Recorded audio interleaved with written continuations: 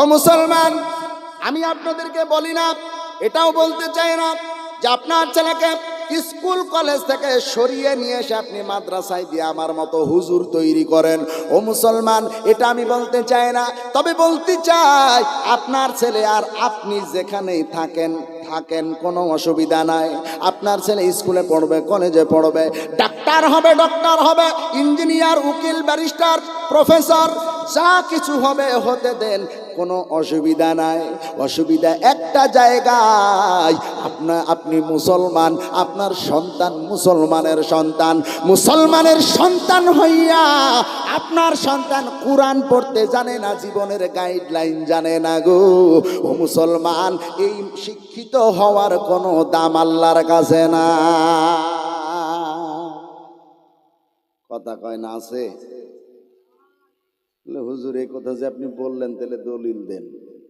কোরআন খুলেন, আল্লাহ বলেন, আর রহমান আল্লামাল কুরআনা খালাকাল ইনসানা আল্লামাহুল বায়ান।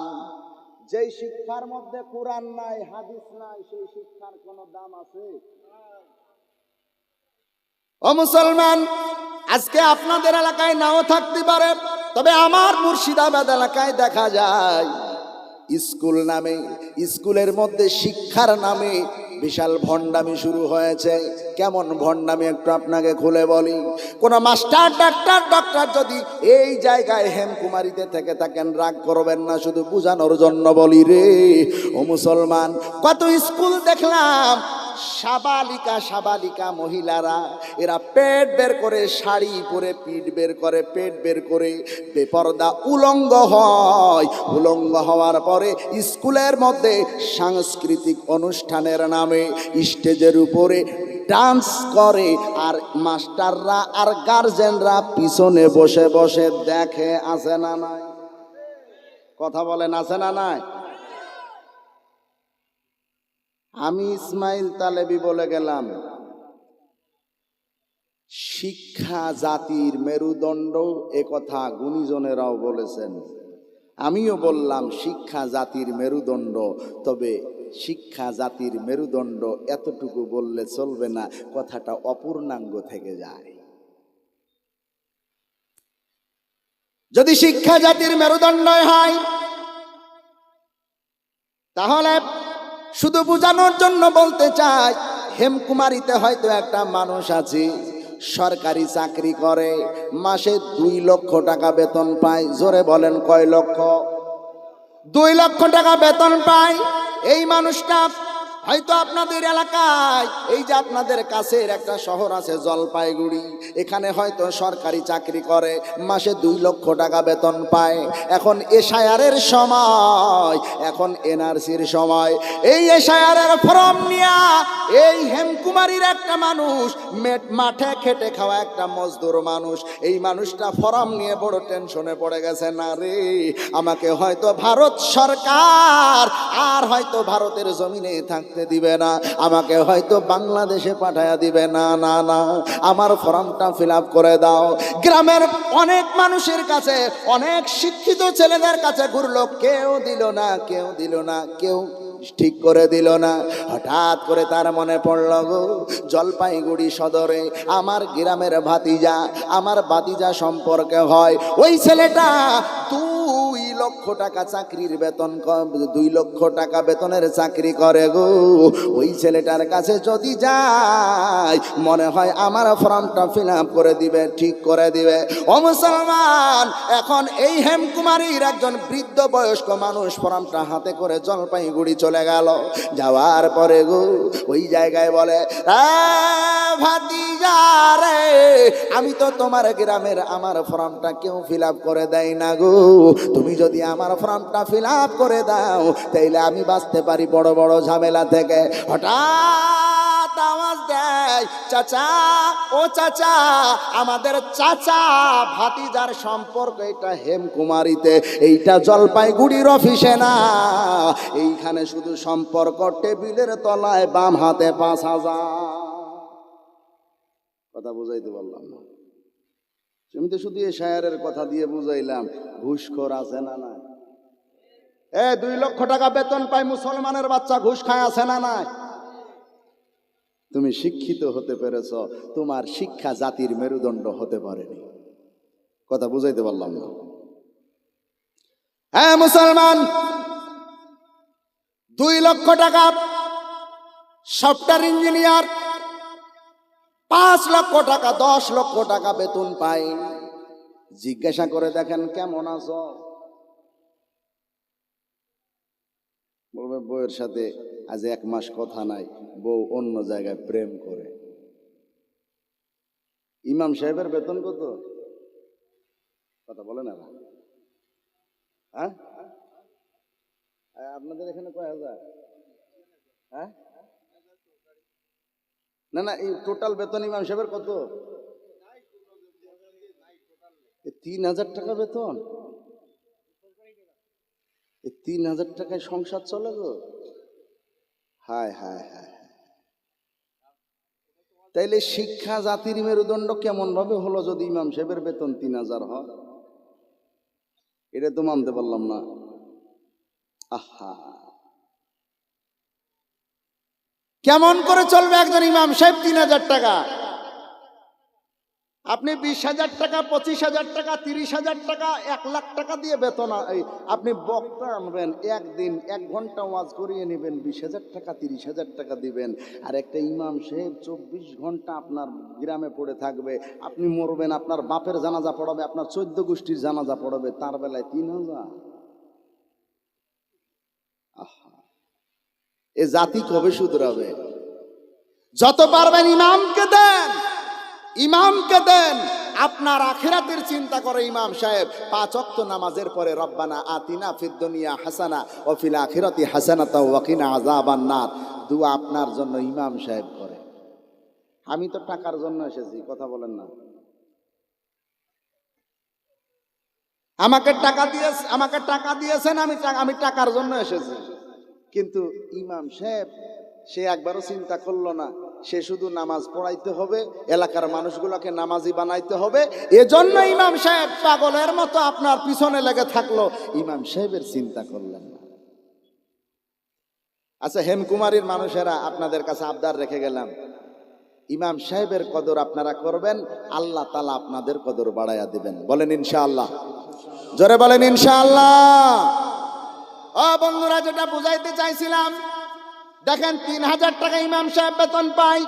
3000 টাকা বেতন পাওয়ার পরেও ইমাম সাহেবকে জিজ্ঞাসা করবেন, ইমাম সাহেব কেমন আছেন? মাস শেষে বলবে আলহামদুলিল্লাহ ভালো আছি।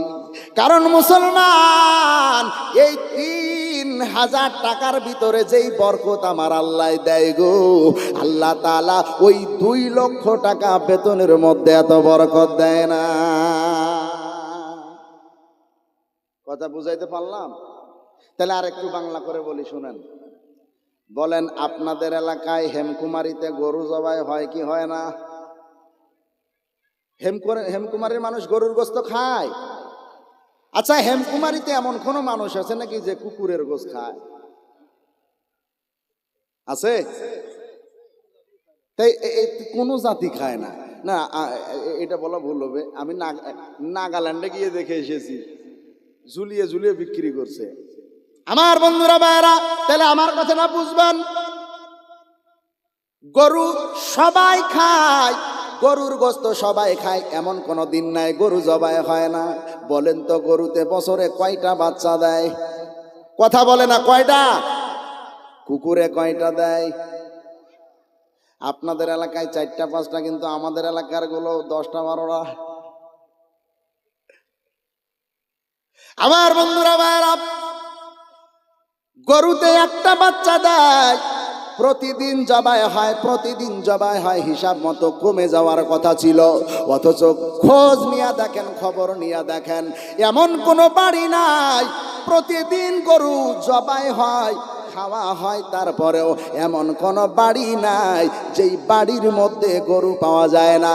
অথচ কুকুরের গোশত হারাম, কুকুর কেউ খায় না, বছরে 5 থেকে 7টা বাচ্চা দেয়, কেউ খায় না। একদম লোড হয়ে যাওয়ার কথা ছিল, হাজার হাজার কুকুর হয়ে যাওয়ার কথা ছিল। মুসলমান তাকায়া দেখো, কেউ না খাওয়ার পরেও এই হারাম জিনিস সারা গ্রামে 15টা খুঁজে পাওয়া যায় না। বুঝতে পেরেছেন আপনারা? গরুতে একটা বাচ্চা দেয়, প্রতিদিন খায়, এমন কোনো বাড়ি নাই গরু পাওয়া যায় না। ঘটনা কি? ঘটনা হলো, গরু যদিও একটা বাচ্চা দেয় এটা কম, গরুর গোশত হালাল না হারাম? কথা বলে না, হালাল না হারাম? হালাল। এটা হালাল যদিও কম, এর মধ্যে বরকত আছে না নাই? কুকুরের গোশত হালাল না হারাম? হারাম। ও মুসলমান, তাকায়া দেখো, হারাম যদিও 5টা 10টা বাচ্চা দেয়, কেউ খায় না, তারপরে একটু তাকায়া দেখেন সারা এলাকাতে 15টা কুকুর খুঁজে পাওয়া যায় না। কি ব্যাপার, কি ব্যাপার, কি ব্যাপার? ব্যাপারটা হলো, হারাম যতই বেশি হোক, এই বেশির মধ্যে আমার আল্লাহ তাআলা বরকত দিতে চান না। এজন্যই 2 লক্ষ টাকাওয়ালা বলে, দেখ মাথার টুপিটা খুলে চান্দির মধ্যে একটা চুলও নাই।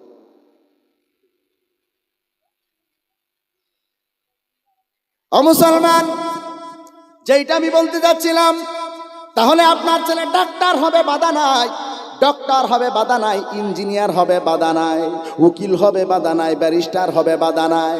যে যেই জায়গায় থাকবে থাকতে দেন, ব্যবসায়ী হোক, যে যেই জায়গায় থাকবে থাকতে দেন। তবে একটা শর্ত, আমার আল্লাহ যেটা কোরআন পাকে বলেছেন, আর রহমান, রহমান হলেন তিনি আল্লামাল কুরআন খলাকাল ইনসান।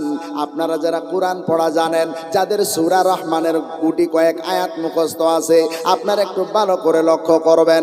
আল্লাহ তাআলা বলেন আর রহমান, রহমান হলেন তিনি আল্লামাল কুরআন, যিনি কোরআন শিক্ষা দিয়েছেন।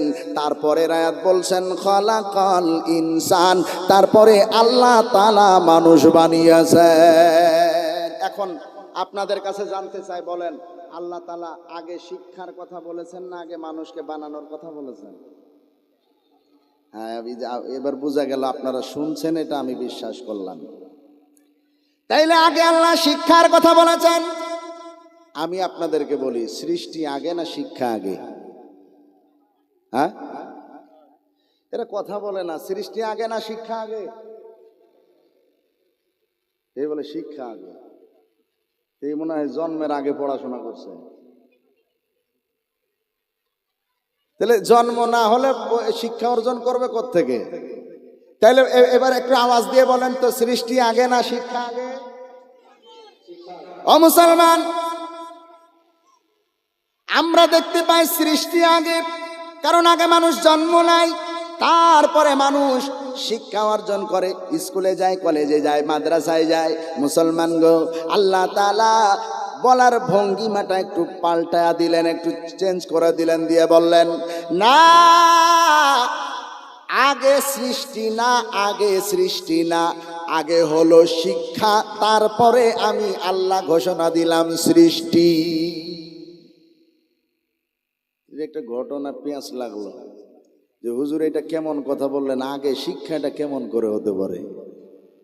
কোরআন খোলেন, আল্লাহ যদি আগে সৃষ্টি দিতেন তাইলে আল্লাহ বলতেন আর রহমান খলাকাল ইনসান, মানুষ বানালেন, তারপরে বলতেন আল্লামাল কোরআন, তারপরে শিক্ষা দিলেন। কিন্তু আল্লাহ এমনটাই বলেন নাই, আল্লাহ বলেছেন আর রহমান আল্লামাল কোরআন, কোরআন শিখালাম, তারপরে খলাকাল ইনসান, মানুষ বানালাম। জোরে বলবেন না সুবহানাল্লাহ? হ্যাঁ মুসলমান, আরো জোরে বলা যায় না সুবহানাল্লাহ? ও মুসলমান, আমাদের বাপ দাদারা দেখবেন ছোটবেলায় বলতো, বাবা বড় হয়ে মানুষের মতো মানুষ হও। আপনাদেরকে বলেছে নাকি?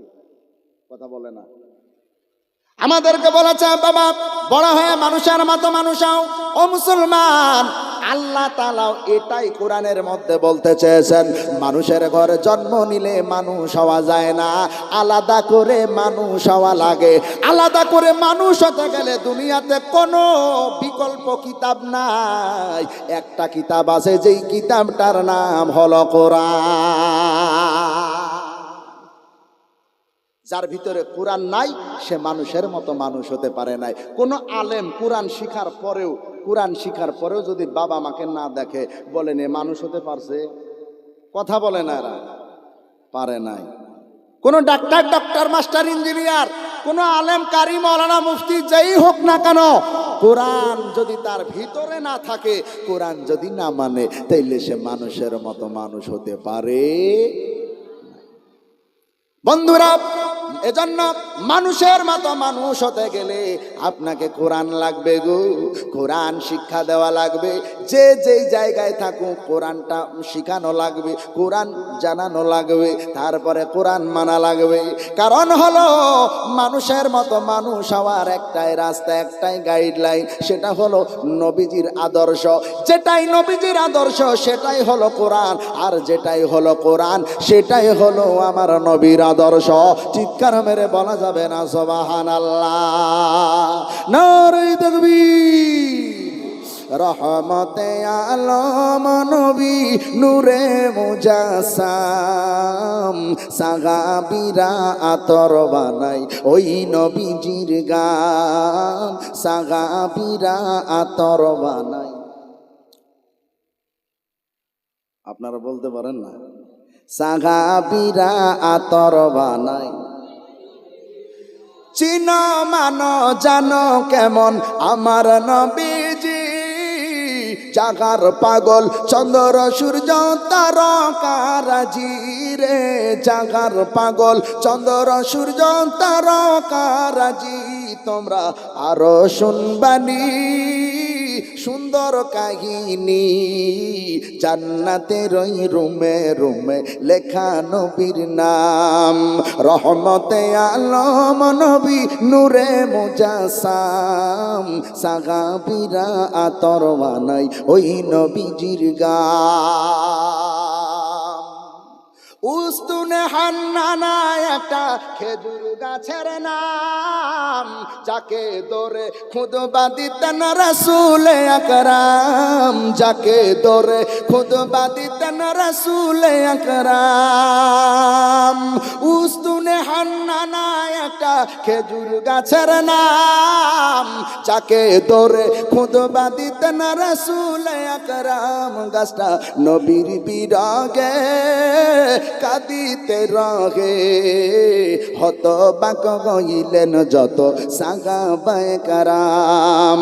রহমতে আলম নবী নূরে মুজাসসাম, সাহাবীরা আতর বানাই ওই নবীজির ঘাম। নারে তাকবীর।